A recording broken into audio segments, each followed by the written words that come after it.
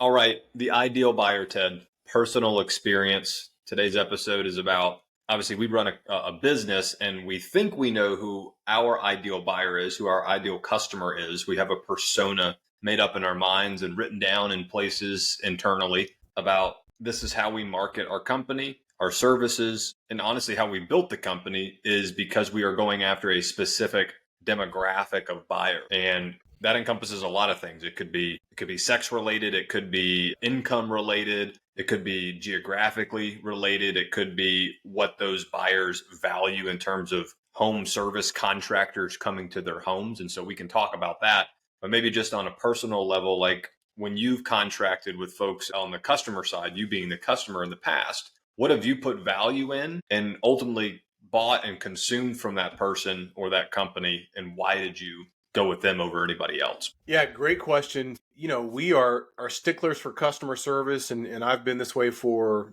I guess most of my, if not all of my entire adult life. So I value customer service ahead of just about everything, including price. I would rather go somewhere and pay a higher price, and I don't mean anything crazy, but if I've got to choose between two electricians and one, their hourly rate is going to be 125 an hour, the other guy is 95 or even 85 an hour, but the 125 an hour guy is so professional, or girl, they are so professional, they are so well buttoned up, everything about them just screams, I'm not here to waste your time, I'm a consummate professional, even if what I tell you isn't what you wanted to hear. I love that because I feel like that's how we operate at all times. Like many times I have told someone, hey, we probably are not the right fit for you. Well, what do you mean? Well, what you're looking for is something very specialized. Could we do it? Yeah, but we would really be kind of figuring that out. That's not our main business model. But I've used these guys. Dumpster rentals is a great example. All right.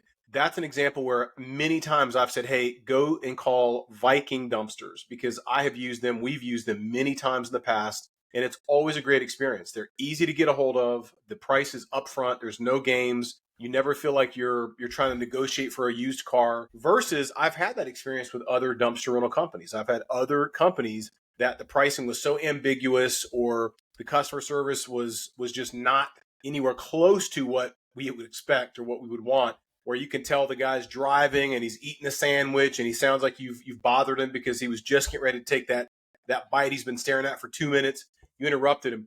These guys are always professional. So I value that above everything else. Second to that is, of course, you do want to look at pricing. And that's where I feel like the pricing it does matter. And I think it's important that you understand your market and that you do your research, you know your competitors. But a lot of companies, especially in the junk removal industry, a lot of our competitors, especially when they're first starting off, they put so much emphasis on, I've got to beat everyone on price, that they neglect the first category of outstanding customer service. And there's so many categories that I think are ancillary to customer service. Things like answering your phone quickly. That's another thing, is having great dispatch services, having the ability to answer a call quickly. When you answer the phone, answering it professionally and being able to give them the right information and move that call accordingly. I think we've called so many of our competitors, and it's shocking, even the big boys, it's shocking how bad sometimes the customer service is, or the fact that they don't answer the call, or sometimes it sounds very obvious that they're outsourcing it, maybe somewhere overseas. That always shocks me. But I think those things go hand in hand with customer service. Even things like payment, accepting these payment methods and allowing the customer to pay on their terms, meaning some of these smaller companies especially, they'll want you to only pay with cash versus having our guys be able to take payment, whether it's credit, debit, right there on job site to make it convenient for the customer. Hey, we can take care of that before we leave. So there's so many things that go into outstanding customer service, but I've told the story before. I've had a couple different experiences where I had the guy come out, the electrician came out, and before we got started, he sat me down and went through what he thinks the problem's going to be. And it went from this one little thing of, I just had this outlet that needed to be replaced that got too hot, to it was talking about option number one is, if we were to replace this one outlet, here's what that looks like. Option number two is we replace all the outlets upstairs. Option number three is we rewire the entire upstairs and do all the outlets. And I'm just sitting there stunned, like, how did we get here? I don't even want to hear about rewiring the whole upstairs of my house, which is relatively new, by the way, especially at that time. It was like 2 years old. You want to replace everything. What's that? Did he play on fear? Like if you don't rewire this entire house, your family is in jeopardy. Like it's going to blow up in flames. Yeah.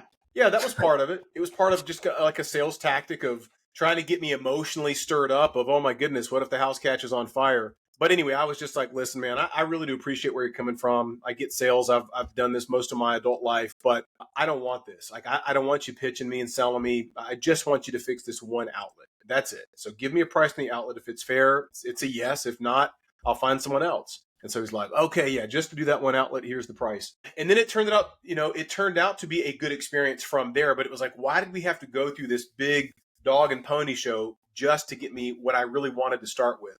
And number two was the guys that came out, the landscapers that came out and just blew me away, exceeded my expectations. They put down all this pine straw, did a great job, more than what I thought as far as how thick it was. It looked great. And I'm prepared to spend, I've got like $400 in my hand. And he's like, yeah, it's going to be, I think it was like $180. And I was like, $180? And he kind of looks at me like, is that okay? And I was like, are you sure? And he's like, well, let me check again. I was like, no, I mean, I thought it'd be higher than that. He's like, oh, no. It's like 182, whatever the price was. I was like, man, that's incredible. And that included the installation, everything. And he was like, yeah. I was like, great. So I tipped him, and the couple of guys were with him. I tipped him $100 and the extra that was with it, because I was just so impressed with, not only did they do a great job, he was so friendly. He wanted to know about our business. He was picking my brain about how do you guys do what you do and what software do you use and all this stuff. So those are two different examples, though, of outstanding customer service where they exceed your expectations. And he could have, Davis, I wasn't watching him the whole time. He could have easily said, yeah, I ended up I had to use 60 of these, what do you call those, of the pine straw. I had to use 60 bales. He could have said it was any number and I would have believed him because I wasn't out there. And I have no idea, right? But he didn't. I was like, how many was that? Was that like 56? He was like, no, we ended up using like 30 something, 33, 34. So I was just stunned at the honesty, but there's two different examples versus the other one that comes in and tries to upsell me from the very beginning and add this fear tactic was involved. So I think we value customer service at the very highest level. Like no customer can ever expect more than what we expect out of ourselves. Yeah. I got sold recently. I had a guy come out to my house to do carpet cleaning, and I found him on Google. He was the first or second organic search result. And I called in, and like, you could tell this was probably the guy's like wife or, somebody. It was like super small business, and they were incredibly friendly. And I was like, how are you guys popping? And the website was like, it looked terrible, but I'm sure SEO wise, it was awesome just because they had so much stuff on it. But anyways, This guy comes out, and you would have thought that I was the only job he had that day. And the job only took him like, I don't know, 2 hours maybe to clean all the carpets. But like he chatted with me before, chatted with me after, and like his presence was just it was so calming. Like, I'm in no rush. I don't want to waste your time, but I am genuinely curious about like you and your family and what you got going on. We chatted about Junk Raider a little bit, but he was doing the floors, and I forget how it transpired, but he also threw in, or was able to get us to include, the sectional couch out in the living room. That I was like, screw it, you're already here, go ahead and do it. And then I'm kicking myself as soon as he leaves. I'm like, that's just going to be ruined here this afternoon with my kids. They're going to spill something on it. They're going to drool on it. It's going to be ripped. And of course it is. Anyways, there's a way to upsell, I guess. And I think we also hate that word.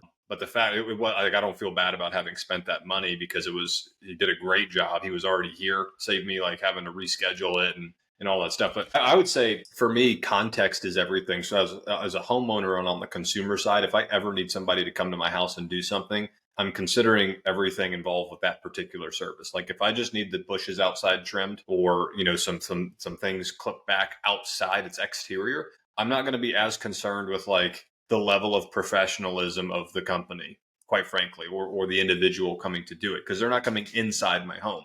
And maybe my perception has changed a little bit, or perspective has changed a little bit, because now I'm a dad and I have kids. And so I'm like, I'm a little bit more weary of who comes into the house. But, if we're doing like air duct cleaning or carpet cleaning, for me, I'm putting a lot of value on what the company, what kind of feeling the company gives me when they answer my first phone call, when they come out to give an estimate, how they work through that entire process, because that's ultimately what any consumer is trying to get to. Is they're trying to get a sense or a feeling of what the service is going to be like on the day you come out.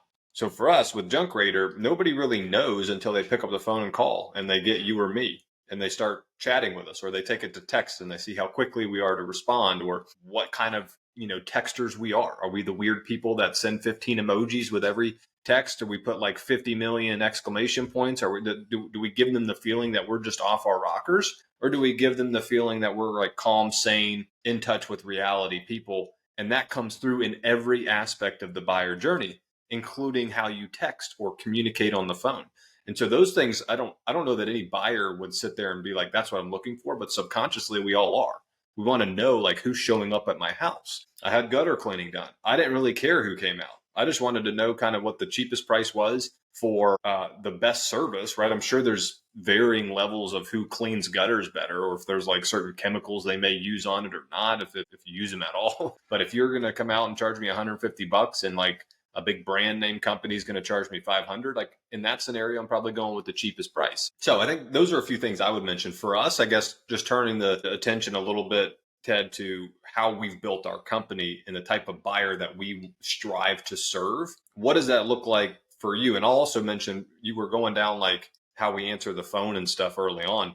I would say that your ideal buyer shows up at your, I was going to say door, that's probably a bad example because I don't mean they show up physically at your door, but they come knocking for your company for the first time. But even before that, you're doing a lot of things. You're advertising your business in certain places, strategic places like Google Ads, LSAs, Nextdoor, Facebook groups, and you're attracting a certain demographic, certain buyer, even before they ever pick up the phone. And so that's a big piece of like how you set your company up. You need to know who your ideal buyer is. If you're the guy that is just trying to beat everybody on price, then sure, go advertise on Facebook, be in all the groups, be on Nextdoor, be on Craigslist, do whatever you got to do to get those types of buyers. For us, we've set our company up to be a little bit more of a premium service, and thus we market that way with we spend heavily on Google Ads. We put a lot into our website. We built that out multiple times over a 6-7 year period to where we think it's really reputable and a high converting website. So that's all the stuff like prior to even starting to chat with a lead that comes in. But from your perspective here at Junk Raider, who is our ideal buyer? Like, what does that persona look like? Our ideal buyer, man, that's such an interesting one. So I'll get in the weeds just a little bit. I would say it is actually surprising because when you and I first started, we assumed that it was going to be really, I assumed, I won't speak for you, but I assumed it was going to be mostly upper income. It was going to be people around the lake. It was going to be, the peninsula and the point. And those certainly are our customers of ours. We've done plenty of business there. But I'm always surprised at the customers that have awareness of this industry and call us that are low to, middle income. It's not always upper income. In fact, I would argue the vast majority of our customers, keep me honest, but I think the vast majority of our customers are probably in the mid tier. And I think that would surprise a lot of people because you hear often, if you're in this business, this is considered a luxury service, which is counterintuitive because you think, but you're in the junk removal business. So it's funny whenever I tell people that and they go, but you're in the junk business. What I mean by that is electricians, plumbers, roofers, pest control, landscaping, HVAC, those are all necessary businesses service, right? Or those are all necessity services versus what we do. It's not a necessity. It is a luxury. It's a nice to have. It is not a must have because no matter who you are, you probably have someone that's got a pickup truck. There's probably some way you could rent a U-Haul, and especially if it's a garage clean out, it's going to be cheaper for you to rent a U-Haul and do it yourself. That U-Haul rental, if you get it right, it's $29 plus mileage. If it's, let's say you've got a landfill close to you, plus fuel, you're going to be in it for less than $100. If you hire us to come out and do it or any reputable junk removal company, they're going to be significantly more than that. So why in the world would you do that? Well, it's not simply about the cost though. That's, again, it goes back to the customer service and all the other factors, which is it's the time suck.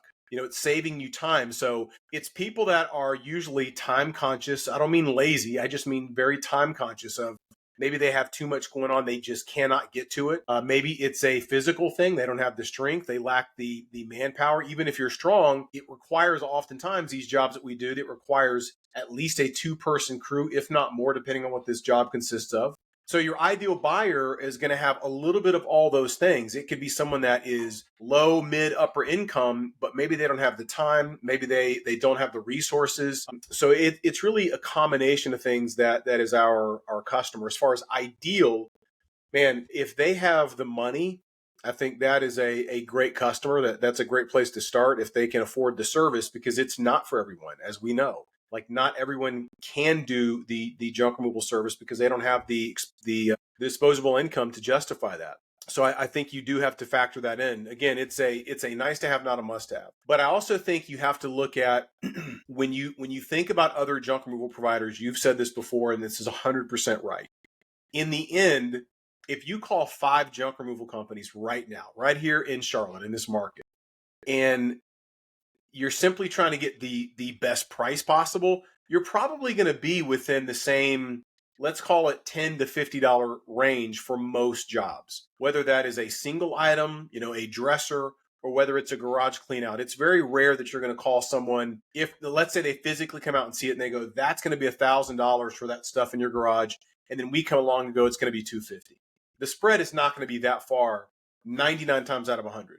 So what does drive that customer to us or to someone else? I still go back to, it's how they're treated. If you have outstanding service, if you're answering the phone, how many times do we hear that from customers? Man, I just had one this past week where the lady said, you guys were the first ones that answered the phone.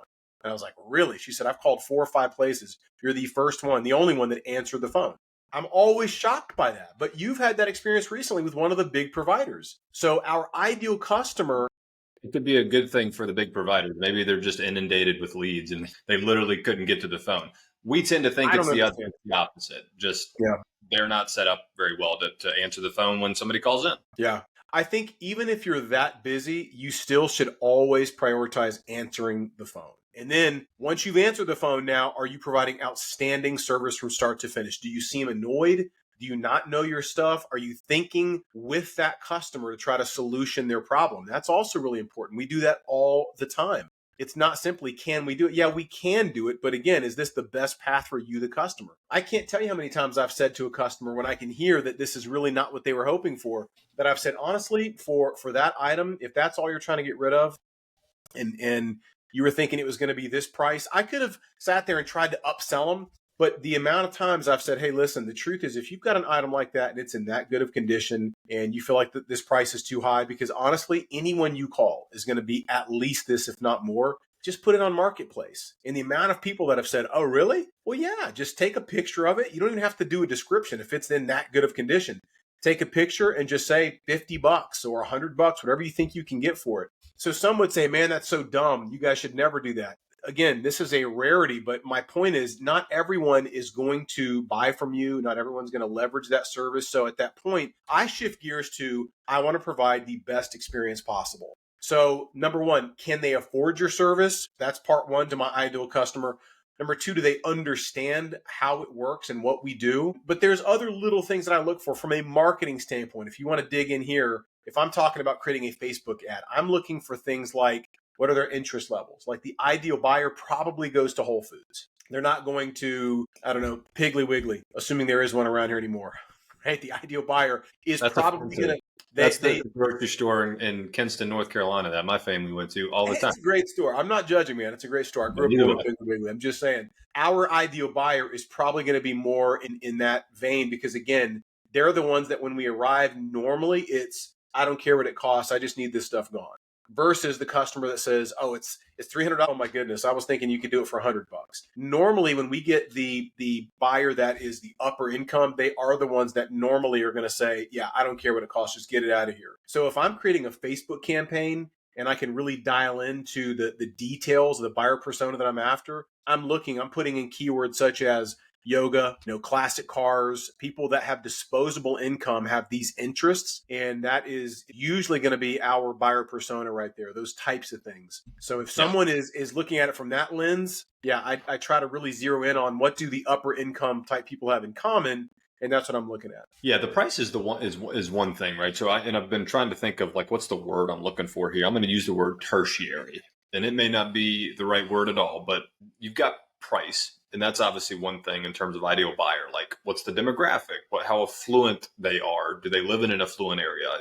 I agree with you. Most of the majority of our business comes from probably lower middle class folks. And people would probably look at that or hear that and be like, well, yeah, that's why the wealthy are wealthy, because they know how to spend money or not spend money. And so Yeah. all of us here in the middle class, lower middle class, poverty line, we're all just spending money and don't know that we don't have to. Outside of that, the tertiary stuff in terms of our ideal buyer. And it's funny, I think when you and I answer phone calls now after doing this for 6 years, you can tell almost off the bat if this call is going to work out or not. Meaning like this person is the ideal buyer or not. Probably in the first sentence, the first few words out of their mouth. But the ideal buyer for us is, I liken it to corporate accounts, but you can have corporate account type people on the residential side. And what I mean by that is, when we get calls from corporate accounts, so I just took one, and corporate is anybody that's not just a single homeowner. Corporate accounts for me could also be property management companies. Just took a call an hour ago. And as soon as the lady said, I'm with XYZ property management company, I have 2 homes in Charlotte, I knew immediately that I could just pitch to her, hey, can we go out tomorrow and just evaluate it? And it was almost going to be an absolute yes, because before that, she asked, do you guys carry insurance? As soon as she asked that, I was like, bang. This person values a company that is set up the right way. And that's not to say that I'm going to go and rake her over the coals with the pricing. It just means that that's the buyer. That's the person that is aware of things other than price. They're putting value on things other than price. Are your guys uniformed? Are they vetted? Are you using subcontractors? Can you get to me today or tomorrow? Are you insured? How many trucks do you have?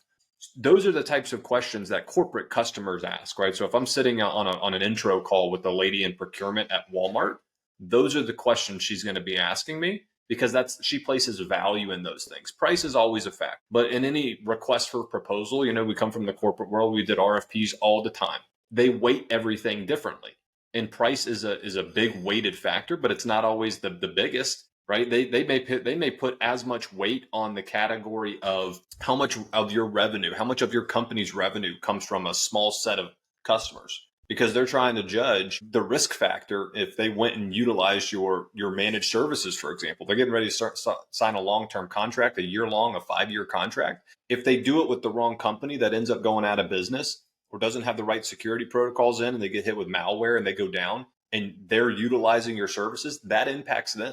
So those corporate accounts tend to ask those types of questions. They ask about price, but they also ask about availability, the background of your guys. Are you going to be the one always answering my call, or do you have other resources? There's a right answer there, and it's not, yeah, I'm the one that always answers. That is never the right answer.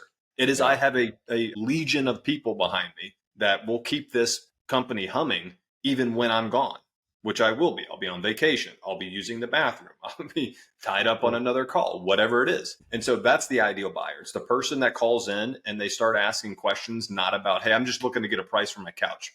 We get that all the time, and sometimes that turns out to be a good buyer for us, but it's people that ask those tertiary questions, if you will. So that's where I would go with it in terms of our ideal buyer. Are people more like, if we're doing business on the commercial side, on the residential side, if those homeowners are asking questions like, who's showing up at my house? Are they uniformed? Have you guys background checked these people? Like, I want to make sure you're not sending registered sex offenders to my home. Sure. Those are the questions I'd be asking if I'm enlisting a junk removal company to come to my home, especially if they're coming inside my home. It might be different if I've just got 5 acres of land and I've got a pile of brush, a mile from my residence. I may not care too much and it's by the road. I may not care too much if it's, Chuck in a truck, unvetted. He's charging me $50 for the entire pile. I might go with him all day, every day. That's where context matters. So that's where I would go with, and there's so many different rabbit holes we could go down here. Like, what's your ideal buyer persona like on the marketing side before anybody ever even calls you?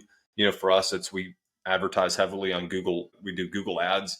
That attracts a different type of person than the person that sees your Facebook ad. And so you can go down that rabbit hole. But for me, I would sum it up as the commercial type customers. That's our ideal buyer, because we are priced at the top. We are priced towards the higher end of the market here in Charlotte. We're certainly not the expensive, the most expensive, at least we don't think so, but we're definitely not the cheapest, and we're not even mid tier, right?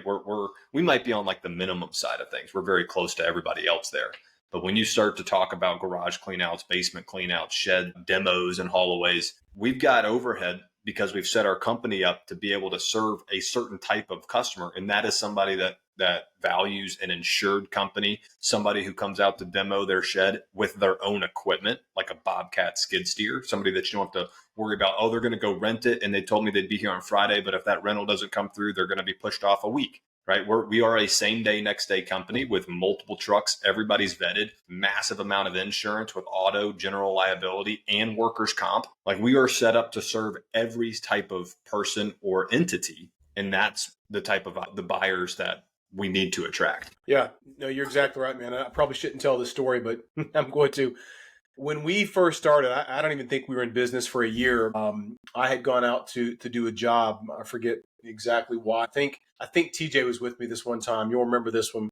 And I went into the guy's attic because that's where all his stuff was. And it just happens to be this like retired drill sergeant. You know, he was probably in his mid 70s, not the most friendly, warm and fuzzy kind of guy. And I go up in his attic, and he had this one area right by the opening where he said, "Hey, make sure and watch your step, because I've got some stuff right there, so it looks solid, but it's not." As he's telling me that, I'm kind of poking my head up to see, what is he saying to me? I was like, "Can you say that again?" And I step right where he's talking, don't step. And my whole leg just goes crashing through his ceiling.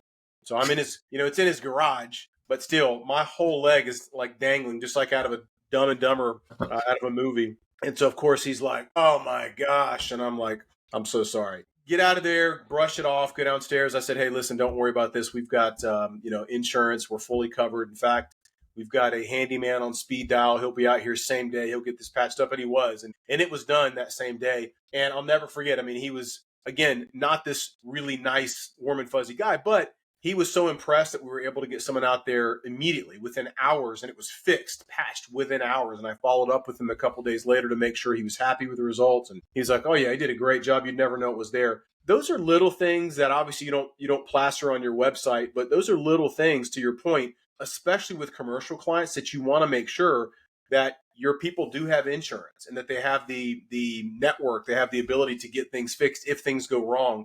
Because they are going to happen, no matter how careful you are, no matter how much training you provide your guys. We do it all the time. No matter what, accidents do happen. And we've certainly had our fair share. I don't know if we could count it all on one hand, how many times we've had issues to face the customer. It hasn't been a lot in 6.5 years, but it does happen. And so when it does, I think that's an important thing to always be prepared for as the business owner to these customers. Hey, I'm fully insured. We've got people on speed dial that if anything ever goes wrong, depending on the type of job that you're doing, that we can have them out here to take care of that really quickly.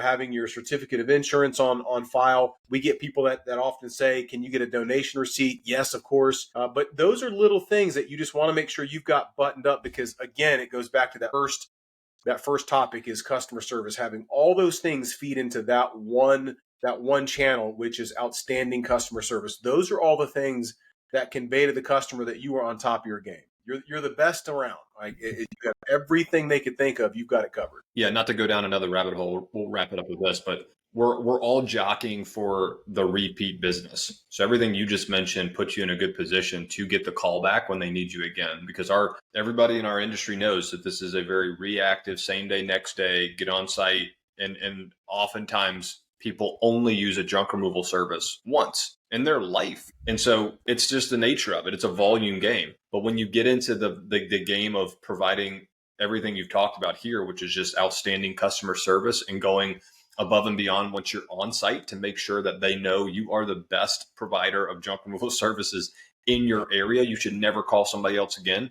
When they do happen to have a need, that may be the tipping point of like them deciding to call you back and give you the business versus them doing it on their own, right? Like it's a hassle, but like Ted was so great when he was out here. I'll call him back. Like, we get calls like that all the time.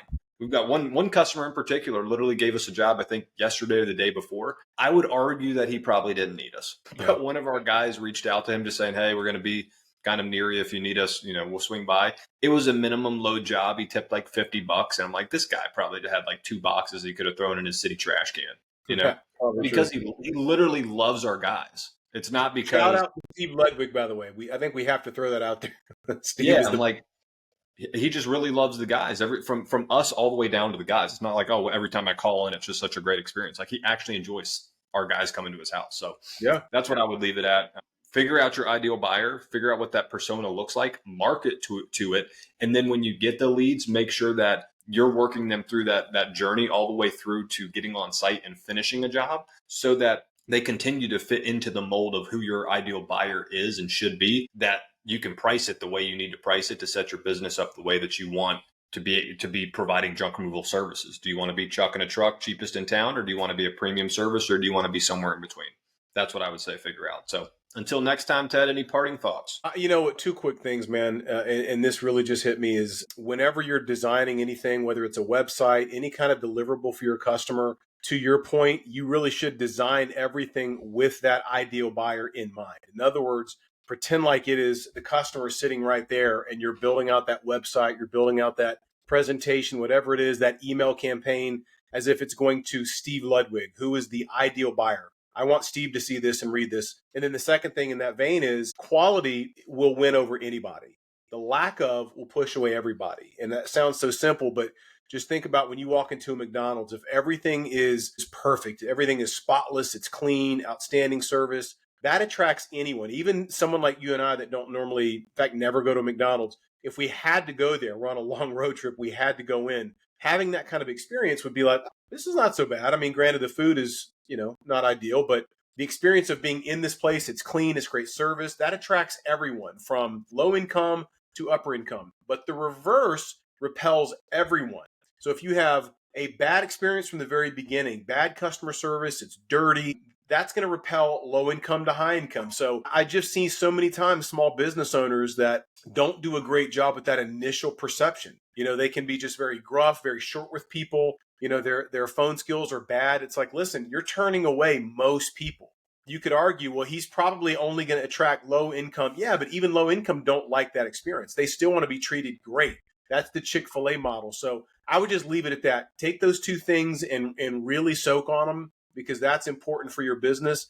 Target that ideal buyer, build everything around that mindset. And then number two is don't ever lower your standards. Try to be the Chick-fil-A of your business and your industry and your market. And that's why we're closed on Sundays. That's right. We're the Chick-fil-A of junk removal. All right. That's true. Good stuff. Hopefully that was valuable for the group, for the audience. Follow us if you haven't already.